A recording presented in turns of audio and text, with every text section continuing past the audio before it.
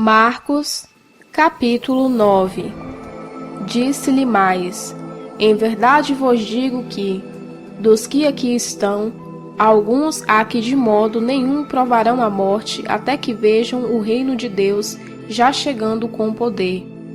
6 dias depois tomou Jesus consigo a Pedro, a Tiago e a João, e os levou à parte a um alto monte, e foi transfigurado diante deles.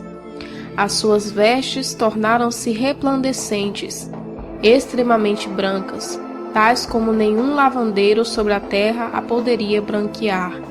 E apareceu Elias com Moisés, e falavam com Jesus.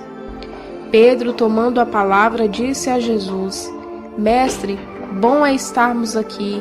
Façamos, pois, 3 cabanas, uma para ti, outra para Moisés e outra para Elias. Pois não sabia o que havia de dizer, porque ficaram atemorizados. Nisto veio uma nuvem que o cobriu, e dela saiu uma voz que dizia: Este é o meu filho amado, a ele ouvi. De repente, tendo olhado em redor, não viram mais a ninguém consigo, senão só a Jesus. Enquanto desciam do monte, ordenou que a ninguém contasse o que tinham visto, até que o Filho do Homem ressurgisse dentre os mortos. E eles guardaram o caso em segredo, indagando entre si o que seria o ressurgir dentre os mortos. Então perguntaram: Por que dizem os escribas que é necessário que Elias venha primeiro? Respondeu Jesus: Na verdade, Elias havia de vir primeiro, a restaurar todas as coisas. E como é que está escrito acerca do Filho do Homem, que ele deva padecer muito a ser alvitado?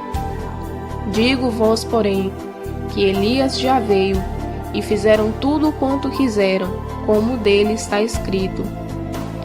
Quando chegaram aonde estavam os discípulos, viram ao redor deles uma grande multidão, e alguns escribas a discutiram com eles.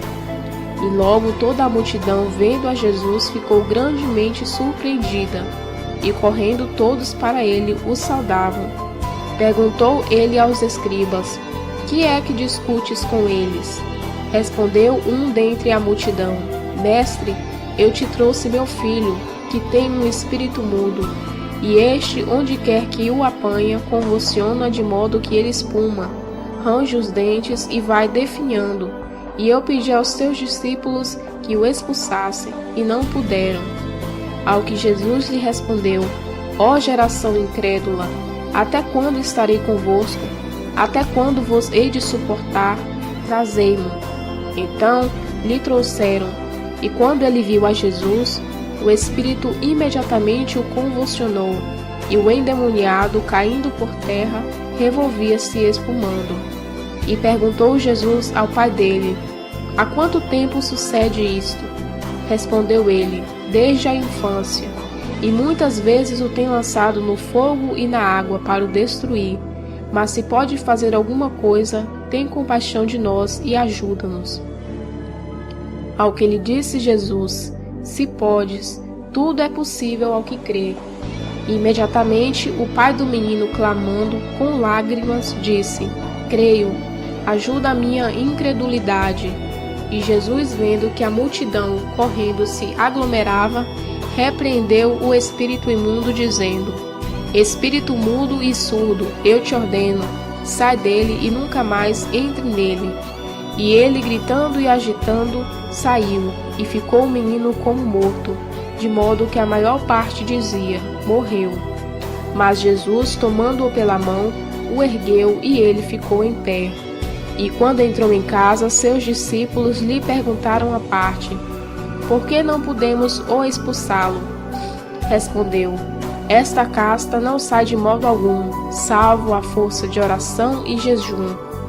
Depois, tendo partido dali, passavam pela Galileia, e ele não queria que ninguém o soubesse, porque ensinava a seus discípulos e lhes dizia: O Filho do Homem será entregue na mão dos homens, que o matarão, e morto ele depois de 3 dias, ressurgirá. Mas eles não entendiam esta palavra, e temia interrogá-lo. Chegaram a Cafarnaum, e estando ele em casa, perguntou: que estáveis discutindo pelo caminho?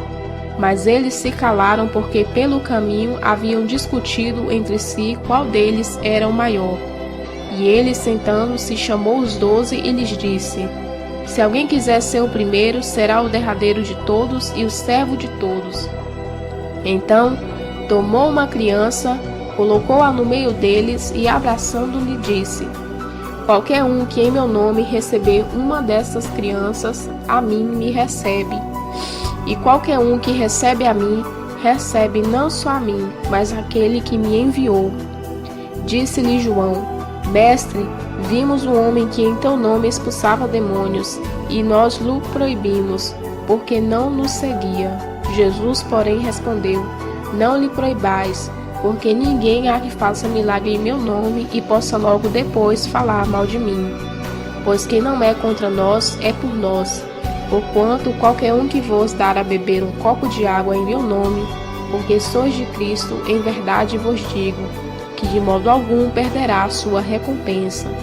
Mas qualquer um que fizer tropeçar um destes pequeninos que crê em mim, melhor que fora lhe pendurasse ao pescoço uma pedra de moinho e que fosse lançado no mar.